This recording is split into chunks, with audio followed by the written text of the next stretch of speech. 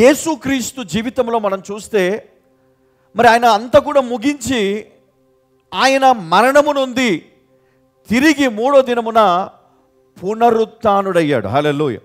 అంటే తిరిగి జన్మించాడు. సో దీన్ని బట్టి క్రైస్తవుని జీవితంలో హోప్ అనేది వచ్చింది.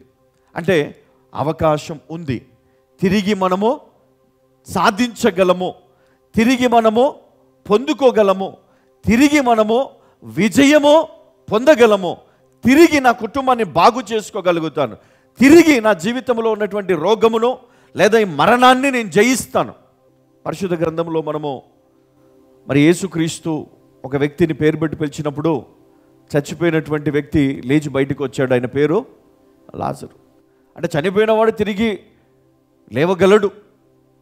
మరి అదేవిధంగా మన జీవితంలో కూడా మన జీవితం ఇక అయిపోయింది, ఇక మనకు ఫ్యూచర్ లేదు, ఇక డబ్బు సంపాదించలేము, ఇక మనం ఆస్తులు సంపాదించలేము, ఇల్లు కట్టలేము, వివాహము జరగదు, ఇక పిల్లలు పుట్టరు, ఇక నా జీవితం ఇంతే అని అనుకుంటున్న వాళ్ళు, ఇదిగో దేవుడు మరి వారికి ఒక మార్గం చూపిస్తున్నాడు. అంటే ఈ లోక సంబంధమైన వాటి కొరకు, శరీర సంబంధమైన వాటి కొరకు మనం ఆరాటపడతాం.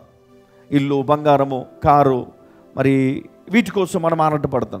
కానీ దేవుడు ఎలా ఇస్తాడు, ఎందుకు ఇస్తాడు, దేవుడు ఎందుకు నిన్ను ఘనమైన స్థితిలో పెడతాడు, ఉన్నతమైనటువంటి ఆశీర్వాదాలతో నిన్ను నింపుతాడు అనే విషయాన్ని మనం తెలుసుకోగలిగితే మనము మన జీవితంలో ఉన్న శాపము నుండి మనం బయటపడతాం. హల్లెలూయా.